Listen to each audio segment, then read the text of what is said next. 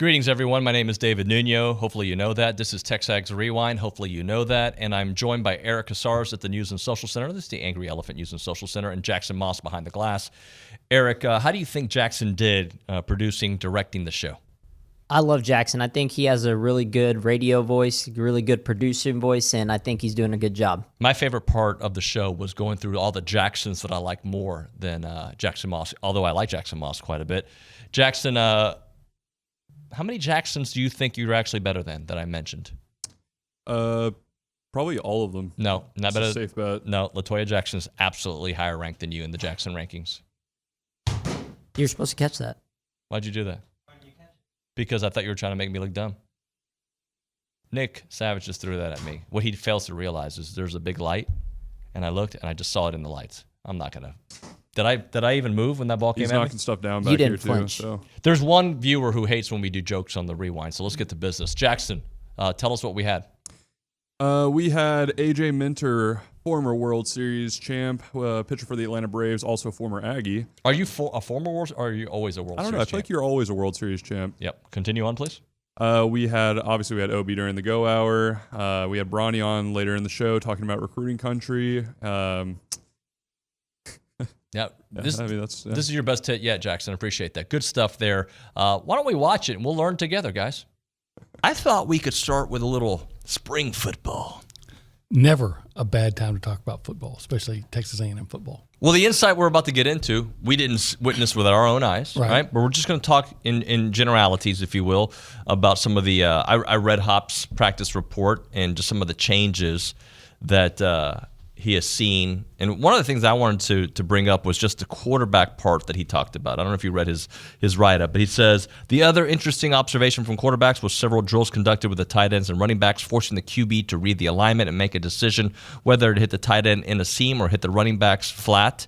Basically, quick decision-making, which I think is a snapshot into what this offense could look like. Fast, because think about it. And this is why I wanted to bring it up. There were several complaints of the Jimbo offense. Well, I hope they're simplifying. Sure. That's one of the issues, right? I feel the offense was at times so complicated that it didn't matter who the quarterback was outside of maybe Connor Wigman. It took so long to develop and figure out your reads, and it just everything was slow. Off the bat here at spring practice, everything's about going fast. Well, I think even years ago when Kellen Mond was a senior quarterback and 3 years in the system, that he was sometimes slow to react because he's trying to remember all the keys and all the progressions that was part of Jimbo's offense. And so many times they get frustrated. They just run the damn ball. You got 10 yards, they're just given to you, but hey, I'm supposed to do this, and he's got this whole checklist of things that he's got to run through his mind before he acts. Right. All right, let's get into some professional stuff here on TexAgs Radio. Let's talk to a former A&M pitcher from 2013 to 2015, drafted 75th overall to the Atlanta Braves. 7 seasons in the majors, got a World Series ring against those Astros, and he is awesome. Let's go to the hotline. We're joined by A.J. Minter here on TexAgs Radio. A.J., thanks for joining us, man. What's up? Thanks for having me on. Appreciate you, man. So first off, just how's your spring gone for you? How you feeling about things? Yeah, spring was good. I felt like it was one of the first springs where I always usually come into spring, with the shoulder impingement, just getting the arm back. And I guess this was really the first spring where I came in just feeling healthy and feeling strong and ready to get the season going tomorrow. So a couple of years removed from that World Series, you guys have gotten close, but not where you want to be. How do you feel about this year's Braves team? Yeah, I feel like if you would, ask anyone in our locker room, we had a pretty still a sour taste in our mouth, especially the past 2 seasons where, we got knocked out by the Phillies in the divisional round both years, and we had the team to make it, the whole way. So a lot of excitement coming in this year. We have another strong team, and you could argue it's better than last year's, which, looking at the record and everything that we accomplished as a team last year, it'll be hard to imagine, but we're definitely a lot of exciting things to look forward to, and as long as everyone stays healthy, I think we'll be in another good position. Last weekend, let's talk about the visitors who came by and the vibe behind it. Well, it was a massive visitor list, both in terms of number and in talent. And I think people just kind of glossed over it because there had been that dead period where there wasn't much recruiting going on. And obviously with the attention that the NCAA tournament got, baseball's popularity right now, softball's playing really well. There was so much going on campus that I felt like, and I think Jason would probably echo this sentiment, that recruiting list got overlooked. And it was insanely talented. There were kids from all over the country coming into College Station, and a lot of their top targets in the state of Texas as well. And there was a 7-on-7 tournament in Houston that kind of helped that. One of the national 7-on-7 tournaments at C.E. King High School was over the weekend. And so that attracted teams from all over the country. But while they were in the state, a lot of them made the drive to A&M. Some of them also made the drive to Texas. So, I think those weekends when those things happen, David, are interesting because it's an opportunity for some of these kids to see both of them right back to back. And so there's going to be immediate comparisons made. Now, we haven't talked to any sources or any kids that have said, well, A&M was this much better than Texas or Texas was this much better than A&M.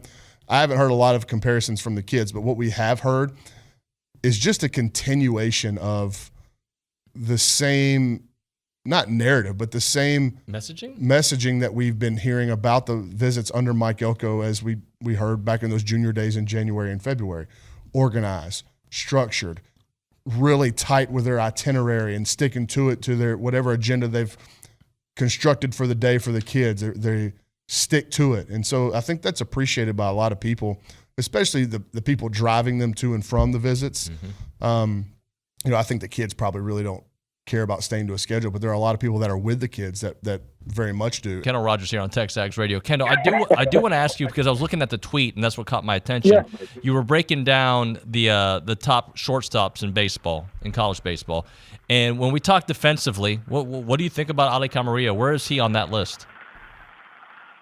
Yeah, he's top of my list defensively. I mean, he's a guy that, I wasn't sure what to expect. I had good things out of CSUN last year. But, I didn't see him in person, and, there were some good reports in the summer. So when I saw him in the fall in Houston, I was thinking, okay, the arm is actually better than I thought it would be. When you look at his frame, you don't expect the arm to be great, right? So I thought the arm was better, and I thought the defensive instincts were really good. So, defensively, he's very good. Offensively, I mean, the thing about I think we talked about this, it's great.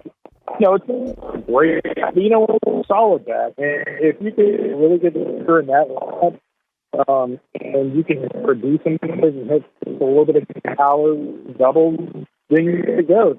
I think he's exactly what you kind of want out of him. I mean, obviously, everybody wants a shortstop, Colby Shelton, that hits 360, but I mean, he's doing a really good job. Hey, let's do this, Kendall. Why don't we hang up and call you right back because your connection's kind of going in and out. Let's see if we can get a better connection here. We'll try you back here in 2 seconds. Okay, sounds good. Yeah, we'll get Kendall Rogers back on because, by the way, when you watch Ali Camarillo at shortstop, if you are not just so dazzled, and I think it was Bronny on this show that talked about catcher and shortstop and how they've been. It was when they had Schloss on Monday, just talking about what they bring defensively to this team, and then if obviously you throw in offensive side of things, how good they've been. Mr. Casares, tell the people what to do. Like, comment, subscribe, share with your friends.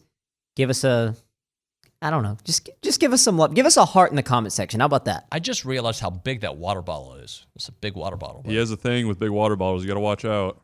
I don't know if am I allowed to. Do I have to cover the Powerade? I mean, Jackson Moss just went a direction on this show. That okay, whoa, no. Hold on. I'm sorry. With gallon jugs, I'm also a part of the social center now. But no, gallon jugs. I think we're just gonna say goodbye on that. Yeah, let's just say bye. Good God. See you next time.